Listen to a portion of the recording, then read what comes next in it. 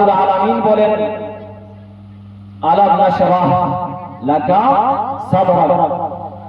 এই সূরাটা আপনারা সকলে জানেন, আলাম নাশরাহ। সূরা নাম্বার 94 আয়াত নাম্বার 4 আল্লাহ বলেন ওয়া রাফানা লাকা যিকরাক, ওয়া রাফানা লাকা যিকরাক। আল্লাহ রাব্বুল আলামিন পবিত্র কালাম পাকের মধ্যে ঘোষণা করে জানিয়ে দিলেন ওয়া রাফানা লাকা যিকরাক। এ আমার বন্ধুগণ, আপনার জন্য আমি আপনার সম্মানকে দুনিয়ার মধ্যে উঁচু করে দিয়েছি। আল্লাহ রাব্বুল আলামিন বলছেন ও আমার হাবিব, ও আমার বন্ধু, আপনার সম্মানকে আমি দুনিয়ার মধ্যে বুলন্দ আলা করেছি। ব্রাদার, আপনি এখন বলতে পারেন ও মৌলভী সাহেব, আল্লাহ রাব্বুল আলামিন আমার নবীর সম্মানকে কত উঁচু করেছেন, আল্লাহ পাক আমার হাবিবের মাকামকে কত উঁচু করেছেন, কত আল্লাহ পাক আমার নবীকে সম্মান দিয়েছেন। ব্রাদার, মিল্লাত ইসলামে কথার মাধ্যমে আপনি বুঝতে পারবেন আল্লাহ রাব্বুল আলামিন আমার নবীকে কত সম্মান দিয়েছেন, আল্লাহ পাক আমার নবীকে কত ভালোবাসেন। ব্রাদার, মিল্লাত ইসলামে তার পূর্বে একটা কথা আমি আপনাদেরকে বলে দিই। কেমন কথা? ব্রাদার, আপনারা হয়তো হযরত জিবরিল আলাইহিস সালামের নাম শুনেছেন। জিবরিল আলাইহিস সালামের শুনেছেন নাম? কেউ নেই। জিবরিল আলাইহিস সালাম কে জানতে হবে, জানতে হবে। আজকে দেখতে পাওয়া যায় মুসলমান থেকে যারা গায়েব মুসলিম হয়েছে তারা বেশি জ্ঞানী হচ্ছে। মুসলমানদের কি কোথায় কি মিডিয়া আপনাকে প্রশ্ন করে দিবে বলা যায় না, সোশ্যাল মিডিয়ার জন্য। হ্যাঁ, যদি প্রশ্ন করে কোন বেধর্মী আপনাকে, তাহলে আপনি কি উত্তর দিবেন? জিবরিল আলাইহিস সালামের নাম কি? আল্লাহর পায়গাম, আল্লাহর পায়গাম নবীদের কাছে পৌঁছানোর কাম হযরত জিবরিল আলাইহিস সালামের। বলো সুবহানাল্লাহ। জিবরিল আলাইহিস সালামের ডানা কয়টি ছিল বাবা? হ্যাঁ, 600 পার ছিল হযরত জিবরিল আলাইহিস সালামের, 600 ডানা ছিল। বলো সুবহানাল্লাহ। এবার দেখতে পাওয়া যায় হযরত জিবরিল আলাইহিস সালাম হযরত আদম আলাইহিস সালামের কাছে এসেছে 12 বার এসেছেন। হযরত ইব্রাহিম আলাইহিস সালামের কাছে এসেছে 28 বার। হযরত মুসা আলাইহিস সালামের কাছে এসেছে 104 বার। হযরত ইয়াকুব আলাইহিস সালামের কাছে এসেছে আপনার 4 বার। হযরত ঈসা আলাইহিস সালামের কাছে দরবারে হযরত জিবরিল আলাইহিস সালাম এসেছে মাত্র 10 বার।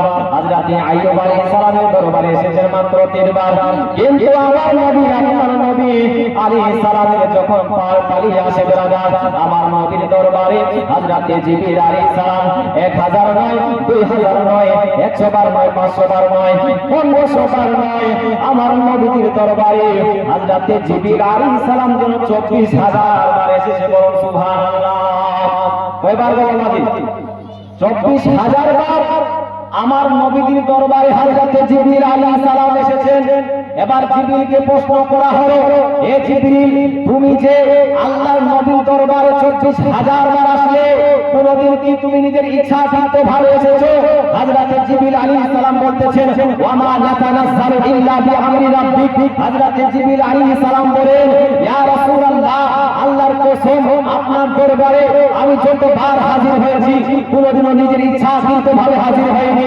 যতবার আপনার দরবারে এসেছি আল্লাহর হুকুমে আপনার দরবারে হাজির হয়েছে। বলুন সুবহানাল্লাহ। কয়বার বলুন? বললাম তো 24000 বার আমার নবী এসেছে। হযরত জিবরিল আলাইহিস সালাম এসেছেন আমার নবীর দরবারে হাজরা 24000 বার। দেখুন ব্রাদার, মিল্লাত ইসলামিয়া, এবার হযরত জিবরিল আলাইহিস সালাম আমার নবীর দরবারে 24000 বার আসলেন।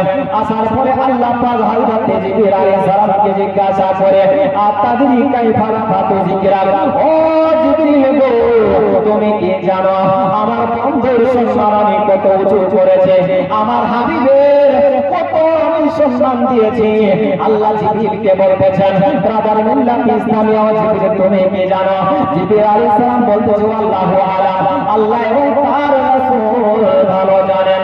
ব্রাদার মিল্লাত ইসলামিয়া কত সম্মান দিয়েছেন আমার নবী, আল্লাহ পাক আমার নবীকে কত সম্মান দিয়েছেন।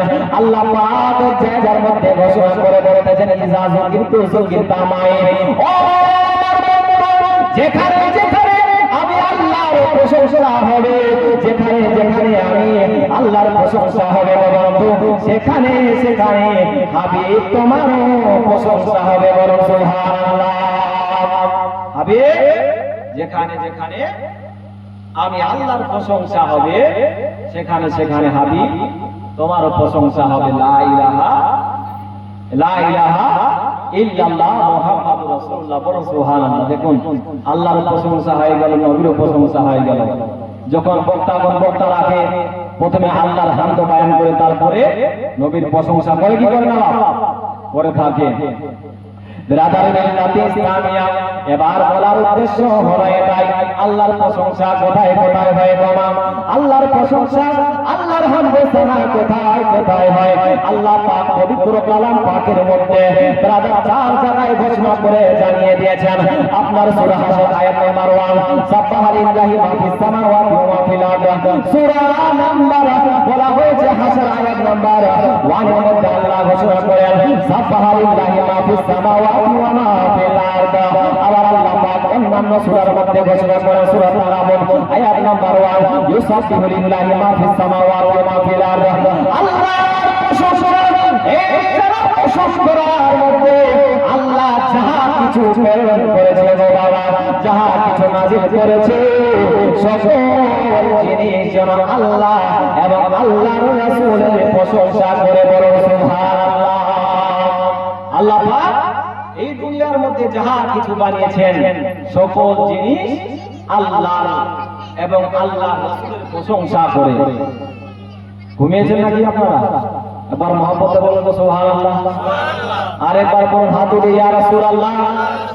এই জায়গার মধ্যে যে আপনারা সুবহানাল্লাহ বলছেন গো বাবা, হ্যাঁ, হাসরের দিনে সকল মানুষ নাফসি নাফসি করবে, আমায় বাঁচাও, আমায় বাঁচাও, আমায় বাঁচাও।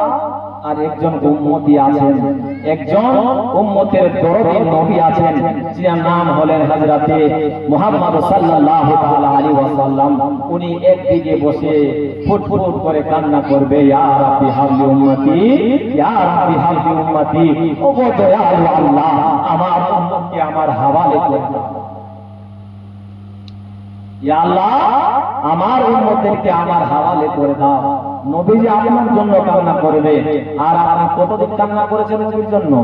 একদিন চোখের পানি ফেলেছেন?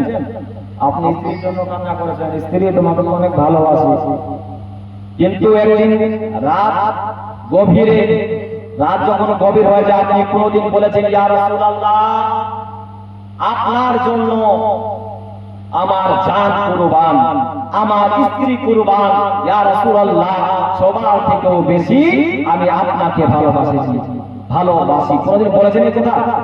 হ্যাঁ, বলেননি। তাহলে কেমন নবীকে ভালোবাসেন গো বাবা? যার অন্তরের মধ্যে নবীর ভালোবাসা থাকবে না, সে কোনদিনও জান্নাতের ঘ্রাণ পর্যন্ত পাবে না, জান্নাতের খুশবু পর্যন্ত পাবে না।